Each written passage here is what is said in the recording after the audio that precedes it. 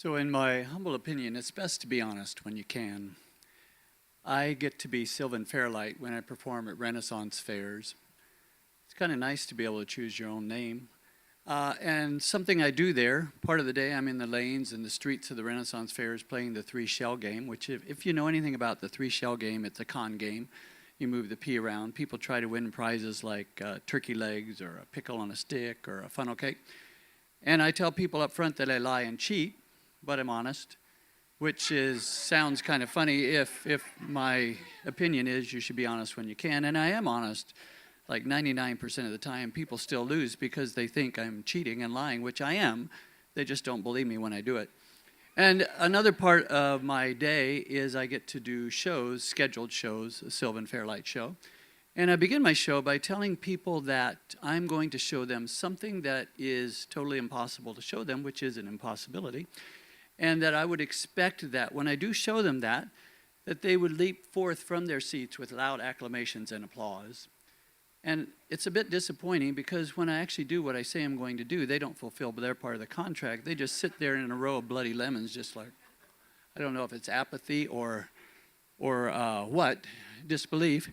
And so I do it again, and the second time I do it, then a few people jump up with loud huzzahs because they figured out it's more fun to fake being surprised than it is to actually being surprised. And then I really do kill them with something that's impossible for the third time, and they all jump out of their seats yelling with applause. And then the second part of the show is I tell a touching tale that has joy in the beginning, lots of sorrow in the middle, and then an uplifting ending because it is a Renaissance fair. So you have to have an uplifting ending. Good always wins. And then the third part of the show is what I really want to talk about tonight.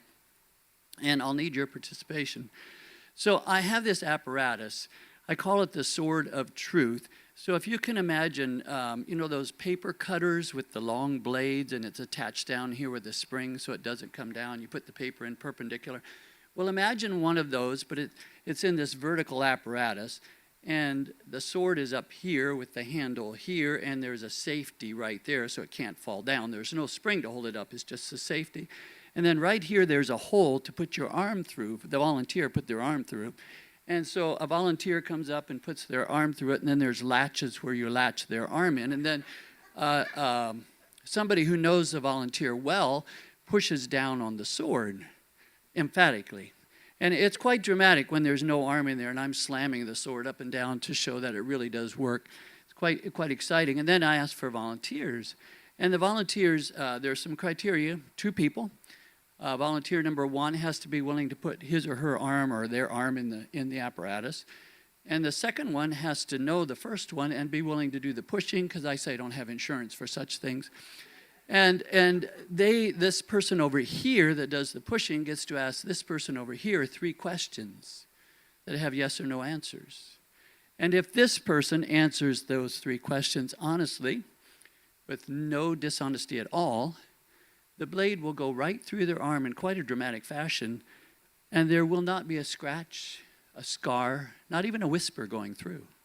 However, as I say at the Ren Fair, if there be the slightest bit of falsehood, when the blade descends in a dramatic fashion, the hand will be separated from the arm and scrabbling about on the ground, leaking mucus and blood. While the arm, for your entertainment, education, and edification, shall be spouting pew, pew, pew, in time to the heartbeat. And so, people actually volunteer for this. It's amazing. So I want to tell you about what happened 3 weekends ago. It was a young man and a young woman. I mean, it isn't always that. It's a real mixture. And there's some sort of relationship. They know each other well, evidently. And he's so excited. He gets his arm in there, and we put the latches on. He's all ready to go, and we wrap the red cloth around just in case there's spillage.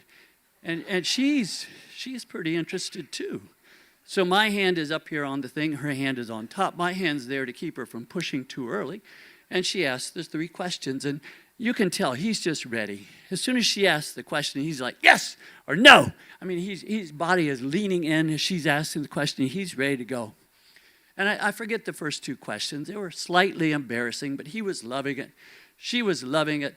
So I would yell, 1! And the audience would yell. Well, they yell a little louder than that. And then she would ask the question, and he would say, yes! And then I would yell, 2! And she would ask the question, no!